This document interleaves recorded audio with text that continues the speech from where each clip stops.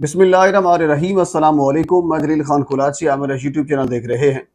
हुज़ूर वाला पाकिस्तान के सियासी मंजरनामे में कुछ इंतहाई अहम तरीन चीज़ें जो कि आपके सामने रखनी है। शुरू हम अदालती निज़ाम से करते हैं। आज जस्टिस काजी फायज ईसा ने भुट्टो कत्ल केस का फैसला करने का फैसला कर लिया है। सवाल ये पैदा होता है कि बिल्कुल आप जो लोग मर गए हैं, शहीद हैं, जो भी हैं, उनका फैसला करें, लेकिन हुजूर वाला जो जिंदा हैं कम से कम उनको भी इंसाफ दिलवाएं। यानी 50 साल पहले का जो एक केस, उसका फैसला चलेगा। मुशर्रफ केस का फैसला चल रहा है। इसी तरह बाकी और बहुत से केसेस हैं जिनके फैसले चल रहे हैं। लेकिन मौजूदा दौर में जो कुछ हो रहा है वो आपके नाक के नीचे नहीं हो रहा। क्या वो आपको समझ नहीं आ रही कि क्या कुछ हो रहा है, कौन कर रहा है?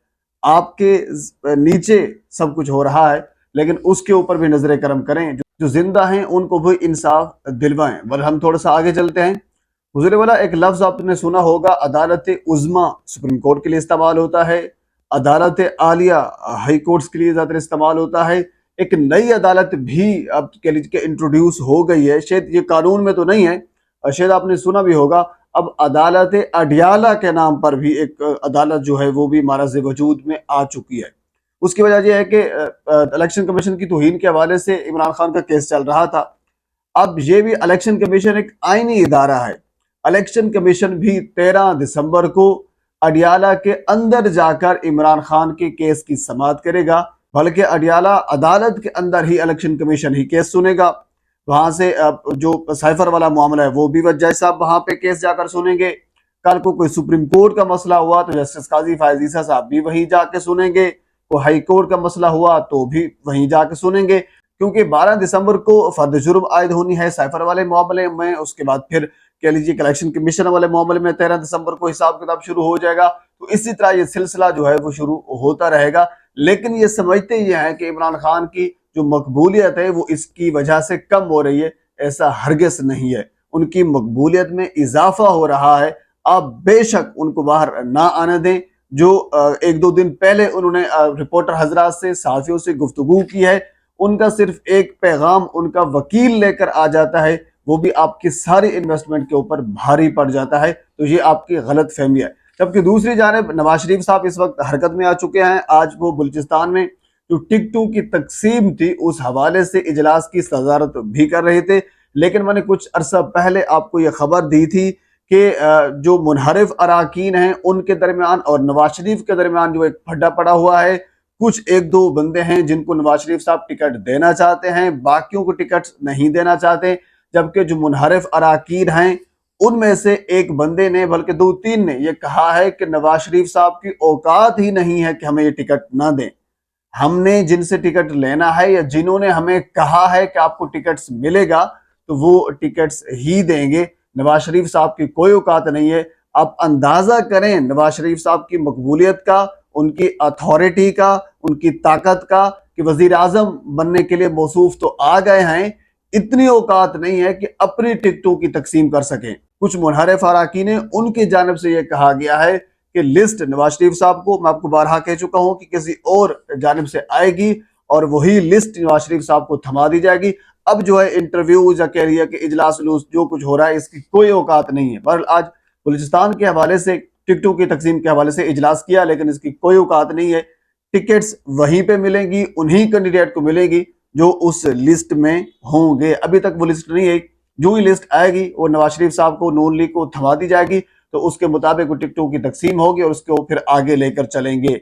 आप अंदाजा करें जो टिकटों की तकसीम नहीं कर सकते, कल को आगे जाकर वो क्या करेंगे। तो इसी हवाले से नवाज शरीफ साहब परेशान हैं कि वो वापस लंदन चले जाएं, पाकिस्तान में रहें, वजीर आजम चौथी मरतबा बनने के लिए अहल हैं नहीं हैं, बनना चाहते हैं नहीं बनना चाहते हैं। जबकि कल अल अजीजिया केस में भी नवाज शरीफ साहब को, जो उनका आखिरी केस है, उस केस में भी क्लीन चिट मिल जाएगी। नवाज शरीफ साहब उसके बाद फिर पाक साफ हो जाएंगे और उसके बाद फिर इनका जो प्रोसेस है वो शुरू होगा। नवाज शरीफ ने आज तकरीबन 15 साल बाद चौधरी शुजात से मुलाकात की है। आप अंदाजा करें कि मुस्लिम लीग नून को किस किस्म के पापड़ बेचने पड़ रहे हैं। अभी तो पार्टी शुरू हुई है, अभी बहुत कुछ होना बाकी है। अच्छा, इसके अलावा साथ आपको खबर यह भी दे दूं कि जस्टिस आमिर फारूक साहब जो है माशाल्लाह बड़ा जल्दी फैसला करते हैं पाकिस्तान मुस्लिम लीग नून के हवाले से। اور اگر تحریک انصاف یا پھر عمران خان کی باری ہو تو پھر فیصلہ محفوظ کر کے بیٹھ جاتے ہیں، اور فیصلہ تب تک محفوظ کرتے ہیں اور اس کے بعد پھر فیصلے کی ایسی تیسی ہو جاتی ہے، وہ کہہ لیجئے کہ بندہ کیس کو سارے ختم ہو جاتے ہیں، اس کے بعد پھر وہ فیصلہ جو محفوظ شدہ فیصلہ ہے اس کا فیصلہ سناتے ہیں۔ جسٹس عامر فاروق صاحب کے ساتھ کیس لگا ہوا تھا، وہاں سے وڈرا کی درخواست دی تھی پاکستان تحریک انصاف نے۔ انہوں نے یہ کہا تھا کہ ہم لاہور ہائی کورٹ سے یہ فیصلہ کروانا چاہتے ہیں، ہم کیس اپنا لاہور ہائی کورٹ کے سامنے رکھنا چاہتے ہیں۔ تو وڈرا کی جو درخواست تھی اس کے اوپر جناب جسٹس عامر فاروق صاحب جو ہیں، جو چیف جسٹس ہے اسلام آباد ہائی کورٹ کی، انہوں نے فیصلہ محفوظ کیا تھا تقریباً کوئی 1 سال پہلے۔ تو 1 سال گزرنے کے باوجود آج انہوں نے فیصلہ دیا ہے کہ آپ کی جو ودرا کی درخواست تھی، جو آپ نے یہ کہا تھا کہ ہم اپنی درخواست واپس لینا چاہتے ہیں، تو یہ درخواست بھی آپ کی مسترد کی جاتی ہے۔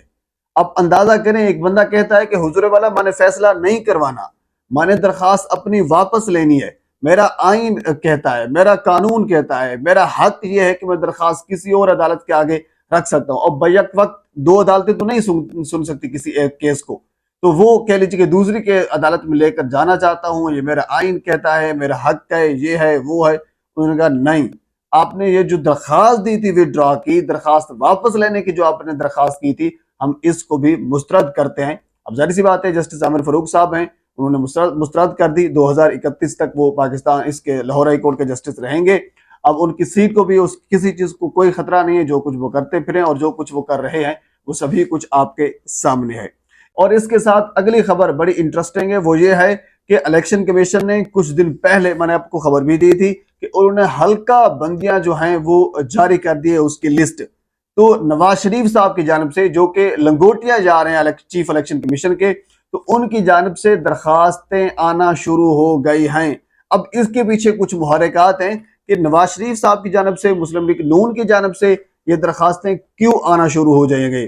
اب جہاں تک میں نے ریسرچ کی ہے اور جو سورس مجھے بتا رہے ہیں، انہوں نے کہا ہے کہ یہ اتنی درخواستیں دی جائیں گی کہ الیکشن کمیشن یہ کہنے پر مجبور ہو جائے گا کہ بہت سی زیادہ درخواستیں آ گئی ہیں، اب حلقہ بندیوں کے حوالے سے مسئلہ زیادہ گمبھیر ہو گیا ہے، تو ہمیں لہٰذا الیکشن تھوڑا سا آگے لے کر جانے چاہیے۔ میں آپ کو پہلے بتا چکا ہوں کہ الیکشن کو ملتوی کرنے سے حوالے سے 3 درخواستیں بلوچستان سے دی گئی ہیں، جس میں یہ کہا گیا ہے کہ بلوچستان میں حالات خراب ہیں، بلوچستان میں موسم صحیح نہیں ہے۔ مولانا فضل الرحمان یہ کہہ چکا ہے کہ الیکشن اس تاریخ کو نہیں ہونے چاہیے۔ پرویز خٹک کہہ چکا ہے کہ ہماری تیاری نہیں ہے۔ بہت سے لوگ اور الیکشن کے حوالے سے اعتراضات کر رہے ہیں۔ اب مسلم لیگ نون کی جانب سے حلقہ بندیوں کے حوالے سے جو اعتراضات لگا کر درخواستیں دی جا رہی ہیں، اس کے پیچھے بھی محرکات یہی ہیں کہ الیکشن کو آگے لے کر چلیں، کیونکہ نواز شریف صاحب کو یہ پتا ہے کہ اب اس وقت الیکشن ہوتے ہیں تو نواز شریف صاحب کبھی نہیں جیت سکتے۔ اور کچھ دوستوں نے تو یہ بھی کہا ہے کہ جب تک نواز شریف صاحب کی مقبولیت نہیں ہوتی، نواز شریف صاحب الیکشن نہیں جیت سکتے، تب تک الیکشن نہیں ہوں گے۔